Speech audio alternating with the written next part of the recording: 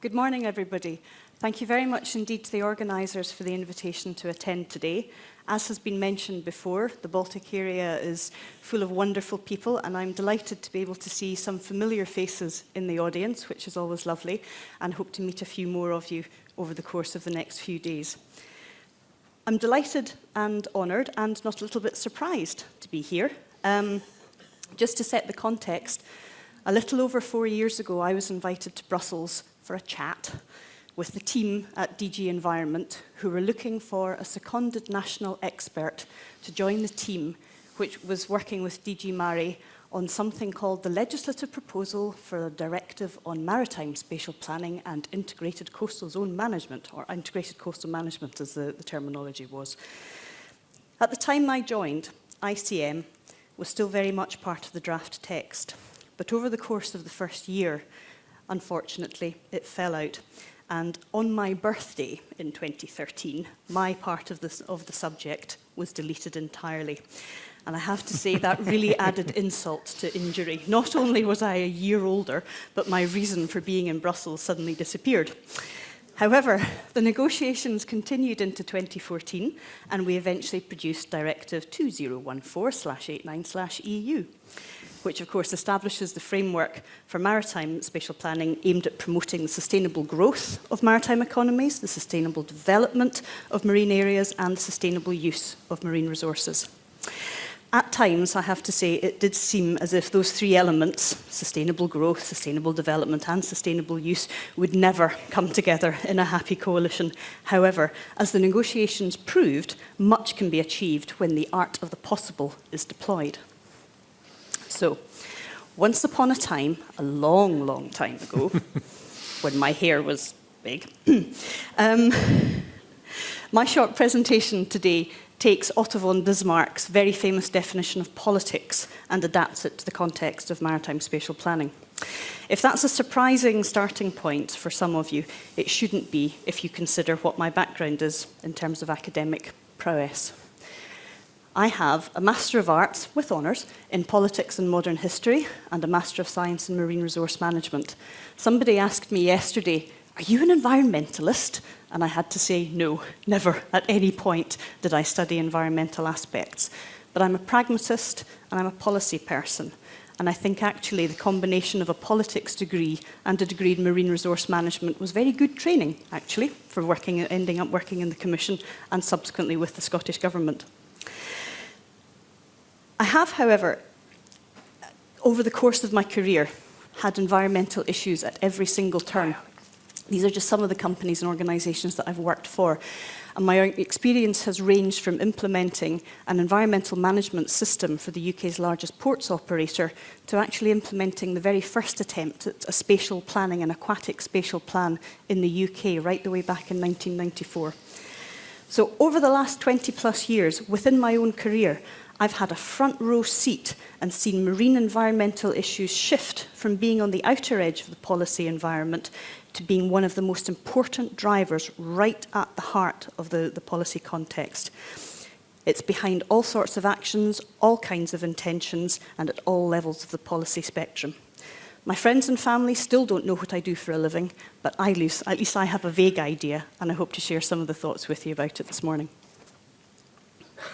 So, They say that you should talk about what you know. So in that case, I shall. Welcome to Scotland. Our environment is everywhere. Our coasts are 16,000 kilometres long, and we have a huge variety of geographic context. We have islands, we have hard coast, we are still recovering from isostatic rebound. Our environment is big and marine and everywhere. We have ports. We used to have shipbuilding, and we still do to a certain extent. Our environment also provides the runways, as you can see there, for some of our peripheral coastal communities. I've flown in on that plane, and I have to say it's very disconcerting when you see bait diggers digging up the sand on which you are about to land in order to get bait for their fishing. Our marine industries they encompass aquaculture, inshore and deep sea fishing, and they underpin our communities with a very unique heritage, cultural heritage. Of course, like everybody else, we have some problems. We have coastal litter. We have invasive non-native species at times, and they arrive in the hulls of infected vessels or in ballast water. But we also have huge opportunities, such as renewable gas and oil generation, as you can see there, and tourism as well. And in fact, the west of Scotland recently won an award as being one of the world's best cruising grounds. You don't come to Scotland for the weather, but you certainly come for the challenging sailing areas. So with all of that in mind, we needed a plan in order to balance the different activities that we're making use of our marine and coastal resources. And to that end, the Scottish National Marine Plan was published in 2015. We're still at the early stages of its implementation, but work has started on its application, and also not only at the national level, but at the subnational level as well. There we go. And during 2017 and 18, the national plan will be reviewed, even though it's only just gone into effect, and a decision made about whether it needs to be revised in the longer term. Already we have some ideas about the elements of blue growth that weren't adequately considered in the first version, and what should go into version 2, and seaweed harvesting, as recently mentioned, is certainly one of those options. Scotland has been divided into 11 subnational marine regions, and eventually each will produce its own regional marine plan, which will complement and dovetail with the national version. It will add specific detail to particular geographic areas. The first two, as you can see outlined in red, the Shetland Islands and the Clyde Estuary, are underway in terms of piloting this approach. It's fair to say that this is generating some uncertainty between established uses, notably fisheries, who fear that their social and economic interests are going to be overridden by environmental protection. But in short, this is a microcosm of the perennial issue faced by those who are involved with blue growth and the marine planning debate. So, there we go. Okay. 3 wise men. As we approach the Christmas period, these are 3 of my wise men. The first, Otto von Bismarck, the progenitor of the original quote from which the title of this presentation is taken. The second, William Shakespeare, a significant anniversary year for him. And the third, Sir Humphrey Appleby, the world's most famous civil servant, at least if you're British, albeit a fictional one. And he, of course, comes from the BBC programme Yes Minister and Yes Prime Minister. I'm not a civil servant, by the way, but it doesn't stop me admiring the way that Sir Humphrey Appleby has occasionally looked at the world, and we'll come back to that in a second. So much for what's been going on at home. As an arts graduate who found her way into marine coastal management, I have a question for you. What do these 3 gentlemen have in common? And the answer is not much, apart from the fact that I'm going to use some of their bon mots, some of their words, to consider where environmental aspects fit into marine planning. Really, truly, bear with me. And there are 3 quotes, therefore, that I would ask you to bear in mind. Von Bismarck's remark in full is, "Politics is the art of the possible, the attainable, the art of the next best." And in a wonderful moment from Yes Minister, Sir Humphrey Appleby, on being accused of being a cynic, responds that a cynic is what an idealist calls a realist. So bear that one in mind. And finally, Shakespeare introduces the Montagues and Capulets in the prologue to Romeo and Juliet by describing them as 2 households, both alike in dignity, in fair Verona, where we set our tale.